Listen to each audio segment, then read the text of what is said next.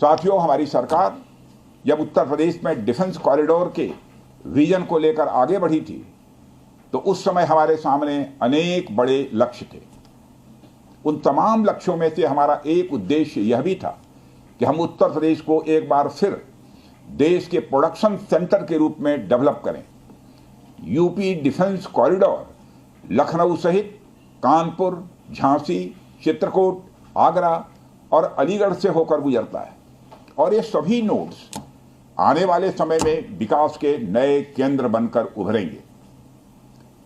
साथियों, एक उदाहरण मैं आपके सामने रखूं तो आप में से बहुत लोगों को पता होगा कि एक समय कानपुर और आसपास का क्षेत्र प्रोडक्ट्स की मैन्युफैक्चरिंग के लिए जाना जाता था। आर्थिक रूप से यह क्षेत्र बहुत ही समृद्ध था। इसे मैनचेस्टर ऑफ द ईस्ट कहा जाता था। लेकिन आज़ादी के बाद अनेक कारणों से आर्थिक प्रगति की राह में यह क्षेत्र पिछड़ता गया और कहीं पीछे छूट गया। मैं उन कारणों में तो नहीं जाना चाहूंगा, पर कहना यह चाहता हूं कि यूपी डिफेंस कॉरिडोर के निर्माण के बाद यह क्षेत्र फिर से एक बार अपने पुराने वैभव को प्राप्त करने की ओर आगे बढ़ चला है। मुझे इसमें कोई संदेह नहीं है कि कानपुर विकास की उन ऊंचाइयों को छुएगा जो दुनिया के विकसित क्षेत्रों के लिए अनुकरणीय होगा। कल को वेस्ट में कोई क्षेत्र जब बहुत अधिक प्रगति करेगा तो उसे कानपुर ऑफ द वेस्ट कहा जाएगा। इसी प्रकार डिफेंस इंडस्ट्रियल कॉरिडोर के सभी नोड्स को डेवलप करने के लिए हम पूरी तरह से कमिटेड हैं। मुझे यह भी बतलाया गया है कि अभी उत्तर प्रदेश डिफेंस कॉरिडोर में aircraft manufacturing, UAV, drones, ammunitions, composite and critical materials, small arms, textile तथा पैरासूट आदि में मेजर इन्वेस्टमेंट किए गए हैं। एक अच्छी बात यह है कि इस डिफेंस कॉरिडोर में हमें पब्लिक सेक्टर और प्राइवेट सेक्टर दोनों की ही बड़ी अहम भागीदारी दिखाई दे रही है। साथियों, जब मैं प्राइवेट सेक्टर की भागीदारी की बात कर रहा हूं तो मुझे यह बताते हुए बड़ी खुशी हो रही है कि लखनऊ में ही पीटीसी इंडस्ट्रीज लिमिटेड द्वारा titanium and super alloy material plants की शुरुआत की जा रही है।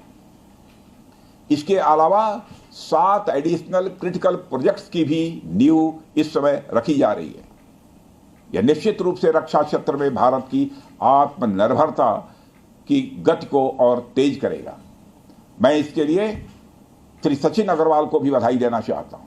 हमारा सपना है कि उत्तर प्रदेश दुनिया के टॉप डिफेंस प्रोडक्शन और एक्सपोर्ट डेस्टिनेशन के रूप में जाना जाए।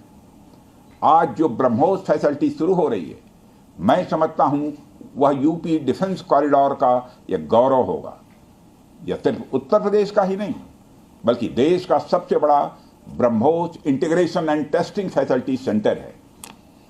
यह रक्षा क्षेत्र में भारत की आत्मनिर्भरता के प्रयास को भी मजबूती प्रदान करेगा।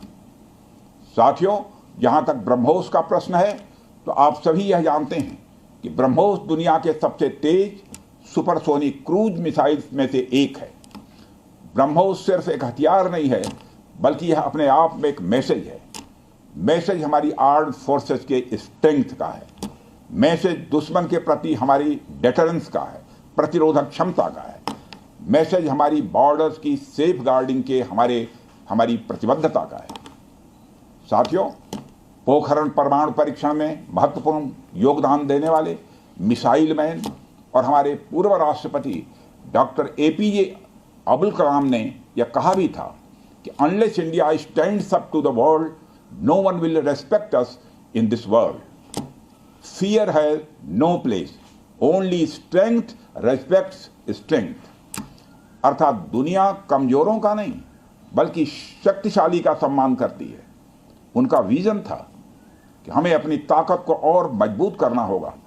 जब तक कोई देश ताकतवर नहीं होगा, दुनिया उसका सम्मान नहीं करेगी। आज भारत दुनिया के सबसे शक्तिशाली राष्ट्रों में से एक है।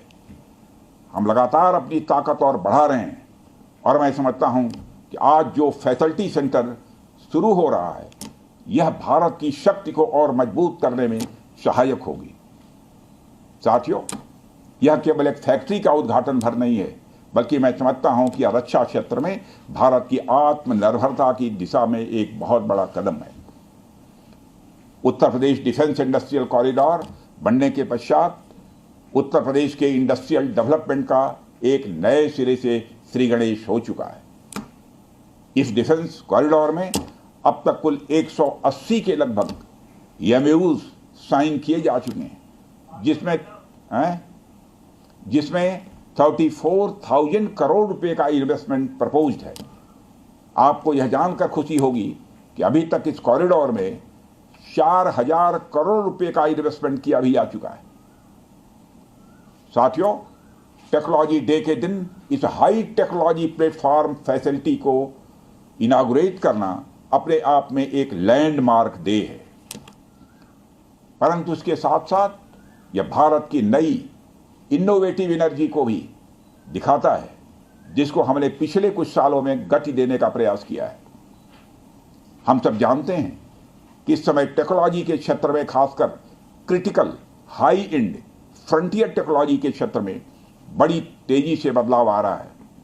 चाहे सिविल सेक्टर हो या डिफेंस सेक्टर, आज रोज नई नई टेक्नोलॉजी सभी प्रकार के प्रोडक्ट्स या सर्विसेज में क्रांतिकारी परिवर्तन ला रही हैं।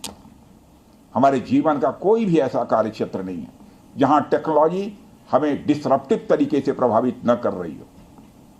दुनिया के हर क्षेत्र में इस टेक्नोलॉजी क्रांति ने एक ऐसी उथल पुथल मचा रखी है जहां पुराने सारे अब तक के स्थापित जो नोशंस हैं, धारणाएं हैं, वह तेजी से बदल रही हैं और ऐसे नए परिवर्तनों का आगाज हो रहा है जिसके बारे में पहले हम सोच भी नहीं सकते थे। ऐसे में नेशनल टेक्नोलॉजी डे एक खास महत्व रखता है और इस खास दिन पर डिफेंस के क्षेत्र में एक हाई टेक्नोलॉजी फैसिलिटी को उद्घाटन करना मेरे, आपके और हम सब के लिए एक गौरव का विषय है।